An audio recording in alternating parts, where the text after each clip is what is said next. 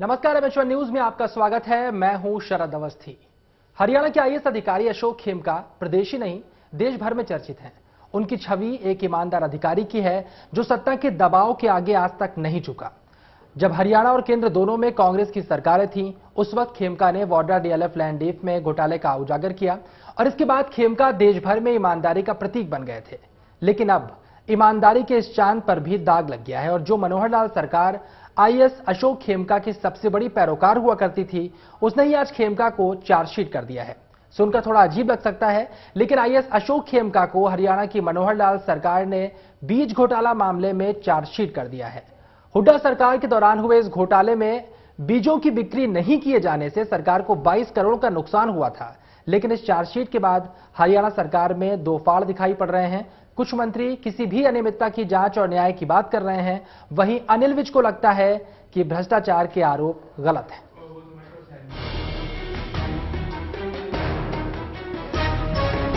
अशोक खेमका हरियाणा के चर्चित आईएएस अधिकारी।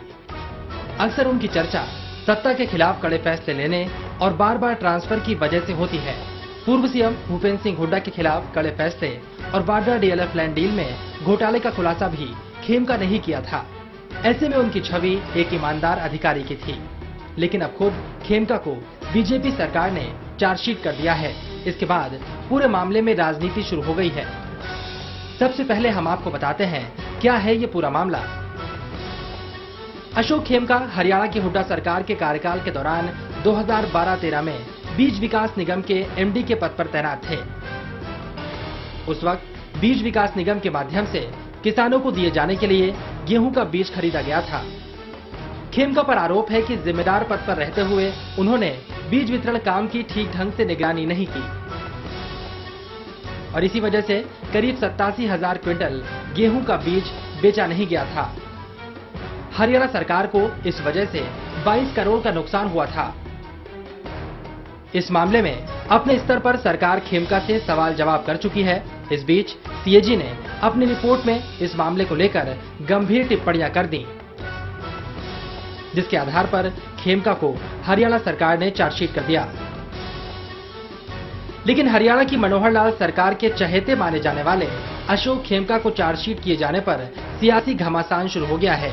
जहां कैबिनेट मंत्री ओपी धनखड़ ने कहा कि खेमका पर रेक्सेल मामले में सीबीआई जांच चल रही है और कई दूसरे मामलों में भी जांच जारी है। ऐसे में सभी मामलों की पूरी जांच होकर न्याय मिलना जरूरी है।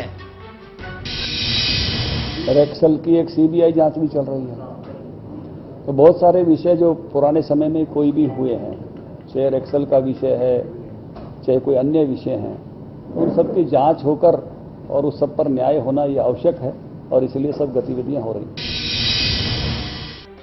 वहीं हरियाणा सरकार में खेमका के सबसे बड़े प्रशंसकों में से एक कैबिनेट मंत्री अनिल विज इस फैसले से नाराज हैं। विज ने कहा खेमका ने कोई भ्रष्टाचार नहीं किया है, न ही खेमका ने अपने फैसले से कोई फायदा लिया है। विज ने उम्मीद जाहिर की कि वो इस मामले में पूरी तरह से पाक साफ होकर निकलेंगे। नहीं, मैटर पहले का चला हुआ।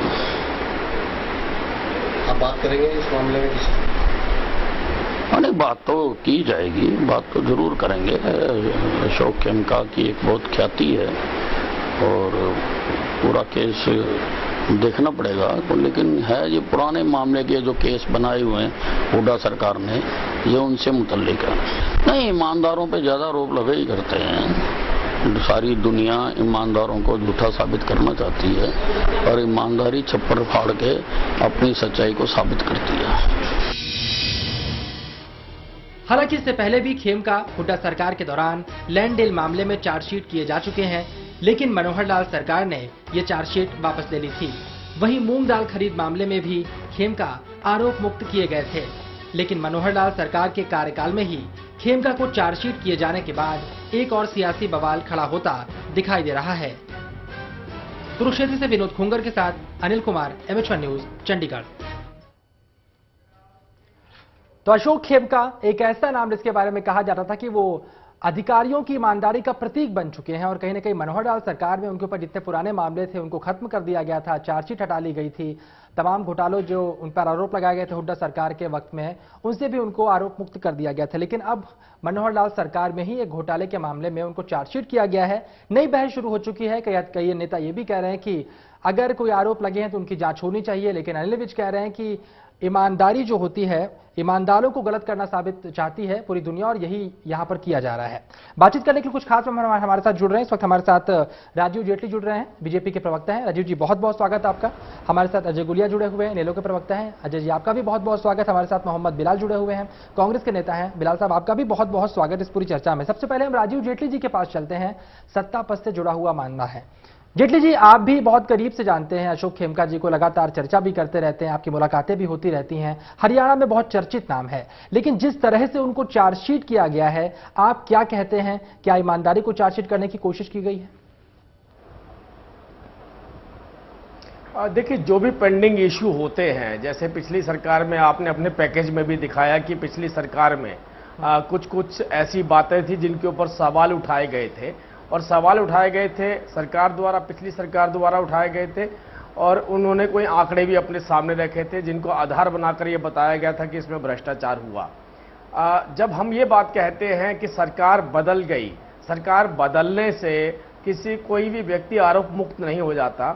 एक न्यायिक प्रक्रिया होता है जिससे आपको निकलना होता है, उसी न्यायिक प्रक्रिया से अशोक खेमका जी को भी निकलना पड़ेगा और उन्हें ये अपना जो भी आधार है उस आधार को सामने रखना पड़ेगा उस न्यायिक प्रणाली के अंदर। और वो जब उस आधार को सामने रख देंगे तो जैसा पहले भी आपने देखा होगा कि कई बार वो अपने आरोपों से मुक्त होकर आए हैं, अगर भविष्य में भी वो इसी तरीके से अपने आधार रख पाएंगे तो आरोप मुक्त जरूर होंगे। अगर कोई गुनाह किया होगा तो भारतीय जनता पार्टी की सरकार भ्रष्टाचार के साथ कोई कॉम्प्रोमाइज नहीं करना चाहती। जेटली जी, लेकिन खास बात यह है पुराने मामलों में और इस बार के मामलों में कि मामले पुराने थे लेकिन चार्जशीट इस बार आपने किया है, उस वक्त चार्जशीट किए गए थे हुड्डा सरकार के वक्त में। मैंने आपको यह बताया, जब उन्होंने अपना आधार रखा था, उस आधार को ग्राउंड बनाकर जो भी फॉल्स चार्जशीट थी उनको सरकार ने विड्रॉ किया था। और जो अभी आधार बनाया गया है, जो आंकड़े पेश किए जा रहे हैं कि कितनी बीज कितनी क्वांटिटी में कब कैसे उसमें कौन सी सब्सिडी थी, चाहे 500 रुपए की थी या कोई और सब्सिडी 100 रुपए का बोनस दिया था, वो क्यों उसमें कमियां आई, क्यों खेमका जी द्वारा उनको डिस्ट्रीब्यूट नहीं किया गया, जो ग्राउंड पर पेपर अवेलेबल है वो ये बात बताते हैं। लेकिन जब अब खेमका जी अपना पक्ष रखेंगे, वो अपना जब पक्ष रखेंगे तो उसके बाद ही एक आर्बिट्रेशन के में मैटर जाएगा, उसके बाद ही निर्धारित हो पाएगा कि क्या वो जो पिछली सरकार ने उनके खिलाफ जो आधार बनाया था वो आधार था भी या आधारहीन था। ये तो भविष्य में निर्धारित होगा, वो भी न्यायिक प्रणाली के तहत ही निर्धारित होगा। हम इसके ऊपर कोई खास टिप्पणी इस टाइम करना मुझे लगता है कि समझदारी नहीं होगी। गुलिया साहब, आपके पास आना चाहूंगा। ये पूरी बात आपने जेटली साहब की सुन ली और कहा कि अगर कोई पुराना मामला है तो सच्चाई सामने आनी चाहिए, इसलिए चार्जशीट किया गया, कोई बड़ी बात नहीं। लेकिन आप इसे किस तरह से देखते हैं कि हुड्डा सरकार की बात करें, हुड्डा के खिलाफ कार्रवाई की बात करें, या वाड्रा डीएलएफ लैंड जो डील हुई थी उस पर उन्होंने एक्शन लिया था, उसके बाद बीजेपी सरकार ने फायदा तो उठा लिया, लेकिन अब खुद खेमका साहब के खिलाफ चार्जशीट कर दी गई। इसे आप किस तरह से देखते हैं? देखिए अवस्थी जी, मैं एक बात मान करके चलता हूं कि अगर कोई भी व्यक्ति दोषी है, चाहे वो व्यक्ति कोई भी हो, कितना ही बड़ा व्यक्ति क्यों ना हो, कितना ही ऊंचा रसूखदार क्यों ना हो, उसके खिलाफ कार्रवाई होनी चाहिए। लेकिन एक सवाल मेरा राजीव जेटली जी से है, मैं पूछना चाहता हूं कि 28 दिसंबर 2015 को हरियाणा प्रदेश के मुख्यमंत्री मनोहर लाल खट्टर जी ने, जब ऑफिसर मैनुअल ये कहती है कि किसी भी अधिकारी के खिलाफ कोई भी विजिलेंस या डिपार्टमेंटल इंक्वायरी चल रही होती है तो उसको प्रमोशन नहीं दिया जा सकता, तो 28 दिसंबर 2015 को ऐसी क्या जल्दी थी मनोहर लाल खट्टर जी को कि उन्होंने आउट ऑफ टर्न प्रमोशन दिया अशोक खेमका जी को? उस वक्त उन्होंने अशोक खेमका जी को विजिलेंस की इंक्वायरी चलते हुए आउट ऑफ टर्न प्रमोशन दे दिया। और आज उस टाइम तो इंक्वायरी चलते हुए उन्हें लगता था कि अशोक खेमका जी जैसा ईमानदार व्यक्ति हरियाणा प्रदेश में नहीं, उनको आउट ऑफ टर्न प्रमोशन दे दिया और आज उनके ऊपर चार्जशीट की जाती है। मैं एक चीज पूछना चाहता हूं कि जो दोषी हैं, चाहे वो कोई भी है, उसके खिलाफ कार्रवाई होनी चाहिए, बिल्कुल अच्छी बात है, लेकिन उस वक्त क्या मजबूरी थी सरकार की कि आउट ऑफ टर्न प्रमोशन इनको दिया गया और आज उन्हीं के खिलाफ ये लोग चार्जशीट दाखिल कर रहे हैं? ये सवाल है मेरा राजीव जेटली जी से। और राजीव जेटली जी, मैं आपसे आग्रह करता हूं कि सीधा जवाब, इसका राजनीतिक जवाब नहीं, बिल्कुल सीधे स्पष्ट शब्दों में इसका जवाब आप दें। चलिए बिलाल साहब के पास जाएंगे, लेकिन इससे पहले जवाब ले लेते हैं राजीव जेटली जी से। जेटली साहब, देखिए, मैं आपको एक बात बताना चाहता हूं, किसी के ऊपर अगर विजिलेंस इंक्वायरी होती है, इंक्वायरी का मतलब ये नहीं होता कि वो कन्विक्ट हो चुका है, उसके जितने भी राइट होते हैं वो बनते हैं, उसे मिलते हैं। दूसरी बात, ये जो प्रश्न आपने उठाया है, मैं थोड़ा सा पीछे जाके याद दिलवाना चाहता हूं कि जो गुलिया साहब की सरकार थी, उस सरकार में एक ऐसी अधिकारी भी थे जिन्होंने एक कहते हैं खुलासा किया था, उनकी प्रमोशन का रिकॉर्ड और उनके साथ साथ जुड़े हुए काफी लोगों की प्रमोशन का रिकॉर्ड भी हमारे पास है। लेकिन जिस तरीके से सर्विस मैनुअल की बात साथ बता रहा हूं, व्यक्ति का नाम बता रहा हूं, राजीव जेटली जी, मैंने तारीख बताई, व्यक्ति का नाम बताया, आप नाम बताएं। आप टीवी पर बैठे हैं, जनता को बरगलाएं ना, आप नाम बताएं। आप क्या बात कर रहे हैं, किसका नाम लेना चाहते हैं? चाहता हूं, आपको यही बताना चाहता, सुन लीजिए, आपने अगर नामों की चर्चा ही करनी है तो मैं नाम भी बता सकता हूं, मुझे लगता है आपको शायद अच्छा नहीं लगेगा। जिस अधिकारी ने आपके खिलाफ मोर्चा खोला था, उसका रिकॉर्ड निकलवाइए, उसे कब कब कैसे कैसे प्रमोशन दी गई थी। मैं उस अभी चर्चा में नहीं जाना चाहता हूं, अगर चर्चा में जाऊंगा तो पूरी बात भटक जाएगी। नहीं, क्यों मुद्दे की बात यह है कि सर्विस मैनुअल में बात भटक नहीं जाएगी, आपके गुनाह बेपर्दा हो रहे हैं। उसी अधिकारी को आप जिनकी वजहों से आपके नेता जेल में बैठे हैं, उन्हें आपने अनड्यू प्रमोशन दी थी। जेल में बैठे चाहते थे, आप बोल देते हैं क्या बात? अरे आपको पता है किस लिए बैठे हैं? आपने कहा जिसकी वजहों से आपने नेता जेल में बैठे, उसे अनड्यू प्रमोशन दी गई थी। एक क्लर्क लेवल के अधिकारी को आपने एचसीएस बनाया था। अब मैं उनका नाम पूछना चाहता हूं, नाम भी बता देता हूं। चलिए बिलाल साहब के पास वापस आते हैं। बिलाल साहब मैं आपके पास आता हूं। आपने पूरी बात सुन ली, थोड़ी सी चर्चा भटक रही थी, लेकिन फिर मैं आपके पास आता हूं। ये पूरा जो मामला रहा, चार्जशीट दाखिल की, खासकर अगर खेमका साहब की बात करें तो आपकी जब सरकार थी उस वक्त खेमका साहब बाकी काफी उग्र रूप में थे और तमाम फैसलों का विरोध भी किया था, घोटालों को उजागर किया था। आज जब खेमका साहब के ऊपर चार्जशीट मनोहर लाल खट्टर की सरकार ने की है, तो इसे आप किस तरह से देखते हैं? मैं तो इसको सीधा सीधा इसका जो इस्तेमाल किया गया बीजेपी सरकार के द्वारा, इनका खेमका जी का भी राजनीतिक इस्तेमाल किया, क्योंकि इनको जब चार्जशीट किया गया हुड्डा कांग्रेस सरकार के टाइम में, तो उनको दोष मुक्त कर दिया गया। और अब इसमें कौन से कांटे लग गए खेमका जी को कि भाई उन्होंने चार्जशीट कर दिया। और मैं इनके ऊपर सवाल खड़ा करता हूं, इनकी सरकार में अपना सामंजस्य नहीं है। एक इनके बहुत ही वरिष्ठ मंत्री वो इस बात को कहते हैं कि नहीं ये तो बहुत ईमानदार है और बहुत ये कौन होते हैं सर्टिफिकेट देने वाले ईमानदारी का कि भाई ये बहुत ईमानदार अफसर है और ये बहुत अपना पाक साफ होकर के निकलेगा। और एक तरफ सरकार इनको चार्जशीट कर रही है और जेटली जी जो तो क्लियर कर दी, नहीं आपके बहुत बड़े वरिष्ठ मंत्री हैं जेटली जी, आपको कोई अधिकार नहीं है किसी को क्लीन चिट देने का। ये मंत्री जी कौन होते हैं क्लीन चिट देने का? पहले तो आप उनको चार्जशीट कर रहे हैं, या तो पूछना चाहता हूं, या तो आपकी सरकार के पास अनुभव की कमी है, बारे में आप अनुभव का इस्तेमाल नहीं कर रहे हैं और अनुभवहीन होने का आप ये परिचय दे रहे हैं। सरकार अनुभवहीन होने का परिचय कहा है, जनता को मत बरगलाइए, आप अपनी ईमानदार होंगे, जनता को मत तोड़िए। ये सरकार पूरा आधार से नहीं चलने वाली, सरकार चार्जशीट कर रही है क्योंकि उन्होंने आपके भ्रष्टाचारों को उजागर किया था, इसलिए आप उनको भ्रष्टाचारी बता रहे हैं। हम ये कहते हैं आपके भ्रष्टाचार अलग थे। खेमका जी ने अगर कोई गलत काम किया है तो वो न्यायिक प्रणाली में तय हो जाएगा, उनके खिलाफ जो भी कार्रवाई बनती होगी कार्रवाई की जाएगी, अगर नहीं बनती होगी नहीं की जाएगी। पहली बार मैं जेटली जी से सहमत हूं। इनके भ्रष्टाचार को, रॉबर्ट वाड्रा के भ्रष्टाचार को, भूपेंद्र सिंह हुड्डा के भ्रष्टाचार को खेमका जी ने उजागर किया। मैं आपकी बात से सहमत हूं, लेकिन आपने तो पूरी की पूरी गेम ही सेट कर दी। आपने खेमका जी का इस्तेमाल किया कि अब जो वाड्रा के खिलाफ आपने कार्रवाई करनी थी वो कर ली, अब कार्रवाई ना करें, अब कार्रवाई ना करें क्योंकि राज्यसभा में हम उनसे साठगांठ करनी है। आपने तो बहुत बड़ा सेट मैच कोई प्लान सेट कर दिया, आपने तो मैच फिक्स करके ये सारा काम किया। जब खेमका जी की जरूरत खत्म हो गई तो उनके खिलाफ पार्टी ने तो गठबंधन कर लिया था, पहले आपकी पार्टी का नेता दिया, राज्यसभा के चुनाव के लिए आपने खड़ा किया, वो कहता है मेरी तो ऑफिसर मैनुअल की तरफ है, वो तो आपकी पार्टी को पूछता भी नहीं है। जवाब लेते हैं जेटली साहब को सुन लीजिए, गुलिया साहब जेटली साहब को सुन लीजिए। जेटली साहब यहाँ पर ये आरोप लगा रहे हैं कि आपने इस्तेमाल किया, जब काम खत्म हो गया तो आपने चार्जशीट कर दिया। जवाब दीजिए। नहीं, इनका तो ये कहना है कि राज्यसभा का चुनाव, मैं कहता हूं इन्हें तो हक ही नहीं है। जिस कैंडिडेट को इन्होंने राज्यसभा के चुनाव के लिए खड़ा किया वो कहता है मेरी तो आस्था ही कांग्रेस में है, तो ये तो अब राजनीतिक पार्टी रह नहीं गई। अगर इन्होंने गठबंधन करना का ध्यान मत भटकाइए, पहले गठबंधन कर लेते आप उन लोगों के साथ। भ्रष्टाचारी को आपके मंत्री कैसे क्लीन चिट दे सकते हैं? अभी अभी उनका बयान आपने भी देखा होगा, दो सवाल है, सुना भी एक होगा आपने कांग्रेस उनका की ओर से बयान। सवाल आया नहीं, कि हमने भ्रष्टाचारी केवल भ्रष्टाचारी कौन है ये निर्धारित आप नहीं कर सकते। अगर उन्होंने कहा रॉबर्ट वाड्रा भ्रष्टाचारी है तो निर्धारित न्यायालय करेगा। अगर उन्होंने कहा सोनिया गांधी भ्रष्टाचारी है तो ये निर्धारित भी न्यायालय करेगा। ये आप कौन होते हैं निर्धारित करने वाले? कौन होते हैं? भ्रष्टाचारियों को उसकी जगह दिखा दीजिए। आपके कमाल की बात कर रहे हैं। राजीव जी, यहाँ पर सवाल ये उठाया जा रहा है कि जब मामला गया हुआ है कानून के पास, जांच होनी है, तो अनिल विज जी क्यों जितनी जल्दी प्रतिक्रिया दे रहे हैं कि भ्रष्टाचारी नहीं है वो? ये बात कहने में उन्हें संयम बरतना चाहिए। आपके दो मंत्री और उन्होंने कहा कि जांच होगी जो सत्यों का सामने आएगा।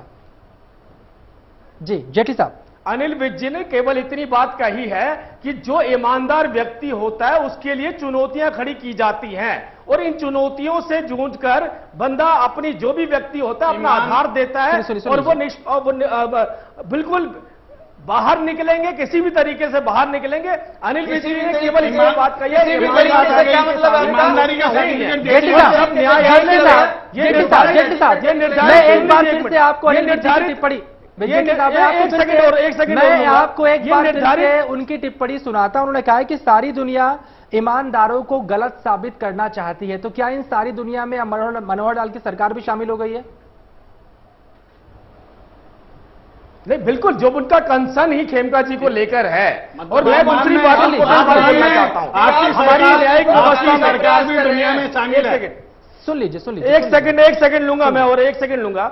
हमारी न्यायिक व्यवस्था में जो व्यक्ति कन्विक्ट होता है उससे कोर्ट सजा सुनाती है और वो गुनहगार हो जाता है, उसको सजा मिलती है। और जो व्यक्ति अपना आधार देता है न्यायालय में, अगर वो आधार मजबूत होता है तो उसे न्यायालय छोड़ देता है। तो जो गुनहगार होगा उसे सजा मिलेगी और जो गुनहगार नहीं होगा उसे सजा नहीं मिलेगी। आपने देखा कांग्रेस पार्टी के अंदर जो कांग्रेस पार्टी के अलायंस के नेता थे वो जेल काट कर आए, वो गुनहगार थे, और जिन्होंने गुनाह किया था वो जेल में जा चुके हैं। मुद्दे की बात यह है न्यायालय ने निर्धारित करना है, ये कोई राजनीतिक पार्टी निर्धारित नहीं कर सकती है। हाँ, आप अपनी ओपिनियन जरूर दे सकते हैं कि अगर खेमका जी ईमानदार हैं जो उनकी शादी रही है। जेटली साहब, आप घुमाइए मत जो जेल जा चुके हैं या जो जेल चले गए। बिलाल साहब, सवाल यह पूछा गया कि अगर आपके नेता अनिल विज कहते हैं कि सारी दुनिया ईमानदारों को गलत साबित करना चाहती है, इसका मतलब क्या निकाला जाए?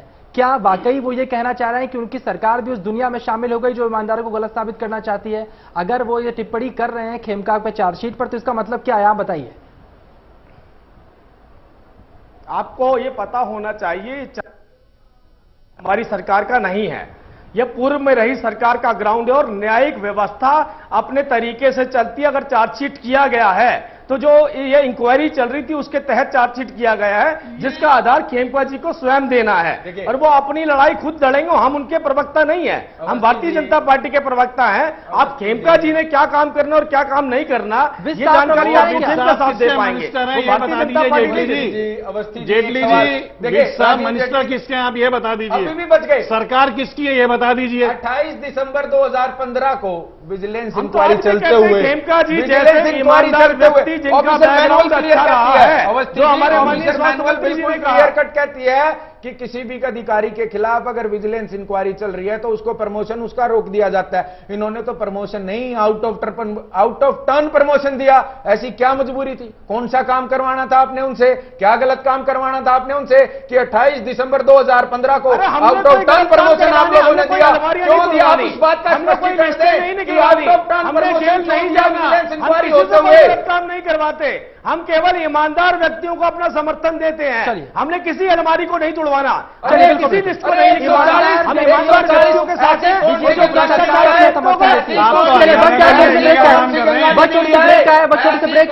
ब्रेक के बाद लौट कर आते हैं। ब्रेक के बाद भी हमारी चर्चा लगातार जारी रहेगी।